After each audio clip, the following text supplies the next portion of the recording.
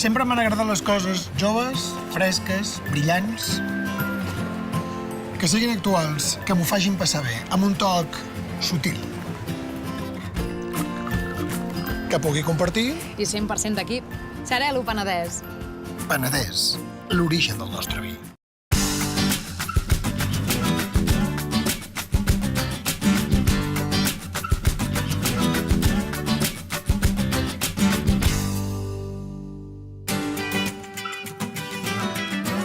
En el programa d'avui parlarem sobre les subzones que formaran la DO Penedès. Visitarem Vilarnau, un celler modern amb un entorn privilegiat, i tastarem els vins Xarel·lo i Capricis de Vilarnau.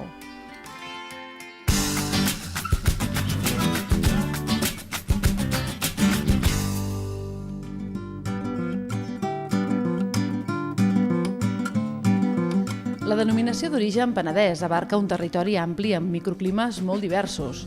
Per aquest motiu, des de la DO s'està treballant per establir diverses subzones en base al mapa de sols, els climes i les alçades. La denominació d'origen Penedès és un territori gran i que, a més, té també diferents afeccions de clima. Per tant, en aquest sentit, és un treball, el de la subzonificació, el de la zonificació de la DO Penedès, que està basat una mica en la diferenciació dels sols, dels tipus de sols i clima que tenim a la DO Penedès. Fa més d'una dècada es va realitzar el mapa de sols del Penedès, un estudi amb el que van identificar els terrenys i les característiques que formen el territori del Penedès. Això ve d'un treball que es va fer fa 12 anys amb el Departament d'Agricultura, en el qual es va dividir el territori de la DO Penedès en unitats de 5 hectàrees, i cada una d'aquestes 5 hectàrees es va fer una cata de sol, i en cada una d'aquestes 5 hectàrees, a més, es van prendre 12 mostres diferents de sol per saber exactament de quins tipus de sol parlem.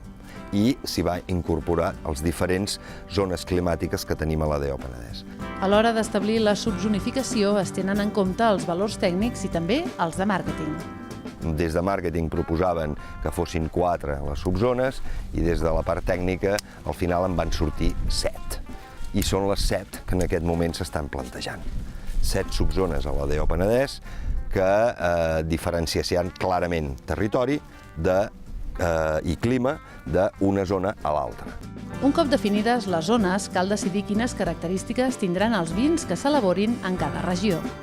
Doncs un dels elements que en aquest moment s'està treballant és una mica també saber, per exemple, elements com pot ser el rendiment que les vinyes han de tenir en cada una de les subzones, o, per exemple, elements que els propis elaboradors s'estan plantejant de possibilitat de que el vi elaborat sota una subzona determinada hagi de ser ecològic o no. I també elements diferents de varietats. Les varietats no es cultiven les mateixes en unes zones que en unes altres i, per tant, sense en cap moment prohibir res del que s'està fent, i per tant el Penedès de denominació d'origen seguirà existint tal qual, doncs els de subzona podran tenir característiques diferents segons la subzona que sigui. Aquesta nova classificació pretén donar notorietat de marca, oferint al consumidor un nou criteri a l'hora de seleccionar els vins. Aquests vins ja s'estan elaborant i, per tant, ja estan d'alguna manera caracteritzats. Evidentment que la majoria de vins que surten de la DO Penedès surten de vins de cupatge de diferents zones. Això seguirà existint igual, una cosa no treu l'altra.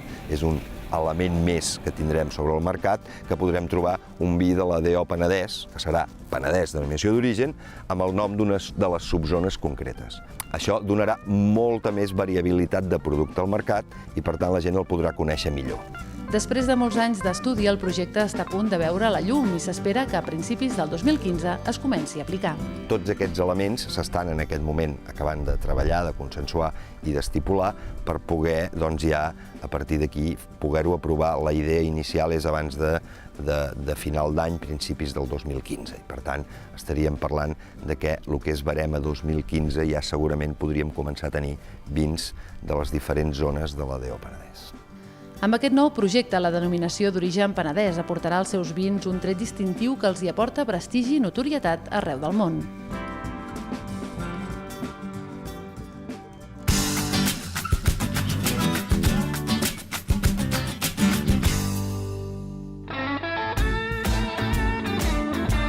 El cor vitivinícola del Penedès, envoltada de vinyes i amb les muntanyes de Montserrat darrere fons, s'alça la finca del celler Vilarnau. En els seus inicis va estar ubicat al centre de Sant Sadurní d'Anoia i el 2005 va traslladar-se a Espiells per a centrar la seva producció a l'indret on és ara. El primer projecte de Vilarnau va començar l'any 82, en el nucli antic de Sant Sadurní d'Anoia, en el casc antic, i en l'any 89 vam comprar la finca on estem avui. Va ser l'any 89, una finca d'unes 20 hectàrees. La vam plantar el 91 i quan vam tenir-ho ja tot adequat, doncs ens vam fer l'obra, el celler que avui vosaltres visiteu, i ens vam traslladar aquí l'any 2005, és a dir, l'any que ve ja farà 10 anys que estem en aquest nou celler. Un dels principis de Vilarnau és cuidar el procés vitivinícola per obtenir matèria primera de qualitat. El nostre projecte, el projecte Vilarnau, neix a la vinya, pel pagès, per les nostres vinyes, perquè nosaltres també som pagesos, i sabem el que ens costa, i sabem el que ens costa vendre i cobrar. Per tant, a l'inici és la vinya, és el control que fem de la viticultura, que la fem en alguns casos colze a colze amb els pagesos externs, però podríem dir que en el 90% de la nostra producció, el 90% és raïm que ens entra als nostres cellers i que processem amb un 90%. Un dels aspectes a tenir en compte a l'hora de cultivar la vinya és l'altitud respecte al nivell del mar. I llavors el que fem nosaltres amb els nostres vins és intentar treballar amb el raïm i amb les varietats, amb les diferents zones on millor se'ns adapten. Aquí estem a 250-300 metres d'altitud, se'ns adapta molt bé el macabeu i el xarel·lo. Tenim xarel·los excel·lents, però també busquem les zones més altes del Penedès. Estem entre 700-800 metres d'altitud i allà hi busquem l'aparellada. L'empremta de la tradició es veu en com Vilarnau elabora els seus productes, amb raïms de les varietats més tradicionals. Nosaltres estem amb una producció anual que deu rondar les 60.000 ampolles. Fem un xarel·lo jove, un pinot noir rosat jove, i fem un semicriança, per dir-ho així, de Cabernet Sauvignon. Des del 2011 vam començar una mica a buscar, a fer una mica un homenatge a la gent que havia estat abans en aquestes contrades, en aquesta terra, no? I vam fer el que és el capricis, no? El nostre caprici, que en diem el capricis de Vilarnau, que és un xarel·lo fermentat amb castanyer. Amb fusta de castanyer que venia del Montseny, perquè era la fusta que teníem més a prop nostre. No? Acostar la seva passió per la viticultura al públic i fer-los gaudir dels seus productes i instal·lacions és un dels principals objectius de Vilarnau. No pot ser que jo vingui a treballar aquí, disfruti fent vi, disfrutem embotellant-lo, criant-lo, i no ho fem extensiu en els nostres clients. I nosaltres una mica el que vam dir, home, no podem posar-nos l'objectiu d'anar a aconseguir grans xifres, però sí que ens agradaria que, ja que volem potenciar el mercat domèstic en la venda del nostre producte, la gent pugui reconèixer el nostre producte des de casa, no? Des d'on estem. Vam dir, millor amb la ubicació que tenim és portar-los a casa, ensenyar-los, tastar aquí, fer-ho fàcil, fer-los fàcil, obrir dissabtes, diumenges. L'experiència enoturística del celler destaca per unir el món del vi, l'art i la cultura en un mateix espai. En aquest país tenim bons músics, tenim bons artistes, gent que pinta bé, gent que esculpeix bé, tenim grans artistes i una mica el que ha volgut Vilarnau és intentar vincular aquesta part emocional de l'enoturisme i l'enologia, que també per nosaltres és una part emocional, fusionar-ho i fer que la gent en gaudeixi al celler. Per a Vilarnau és important adaptar cadascuna de les experiències enoturístiques als diferents tipus de visitants que s'apropen a la finca. La nostra pretensió, el nostre objectiu, no és l'enoturisme massificat, sinó volem aquest enoturisme personal, amb personalitat, que és la que realment ens pot arribar a valorar el producte, perquè al final tot això és uns esforços que fem enfocats a que es conegui el producte de primera mà. El celler Vilarnau simbolitza l'expressió del bon gust i la tradició vitivinícola. Personalitats com el dissenyador Antoni Miró han posat el seu granet de sorra a una finca moderna i puntera que juga amb la natura que l'envolta per acabar integrant-se perfectament en el paisatge.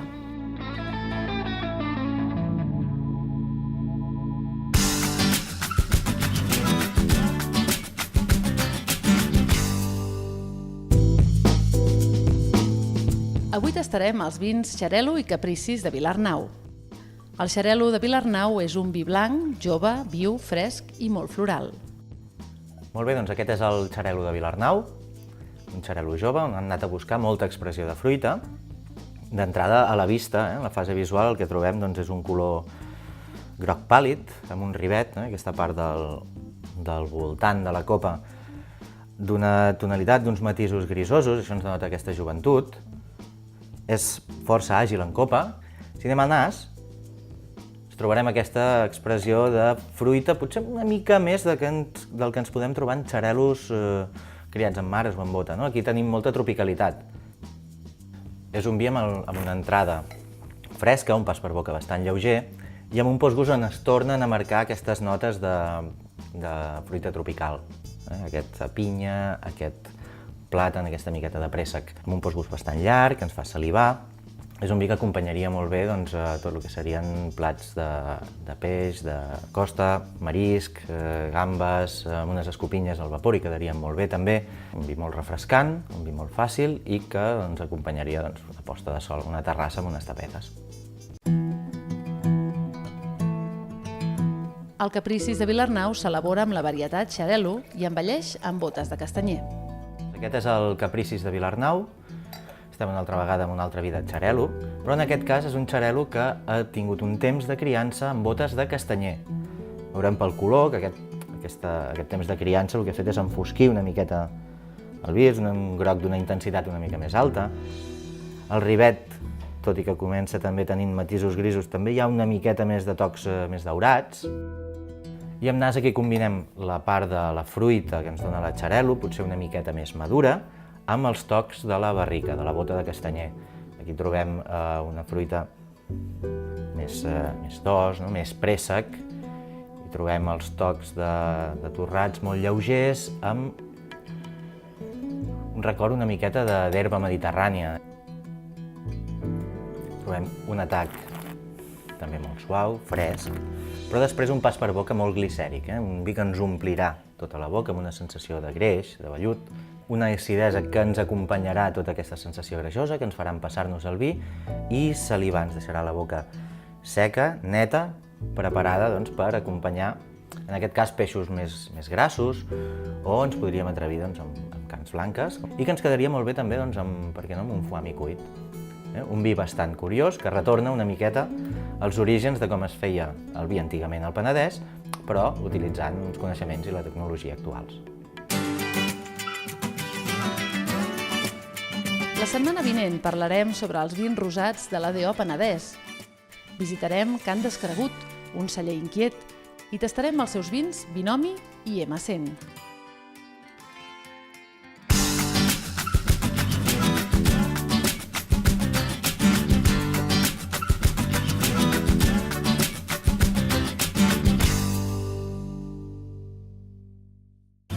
El poc fet però no molt vermell sense salsa pel Miqui. O el molt fet amb doble de salsa i verduretes per la Marga.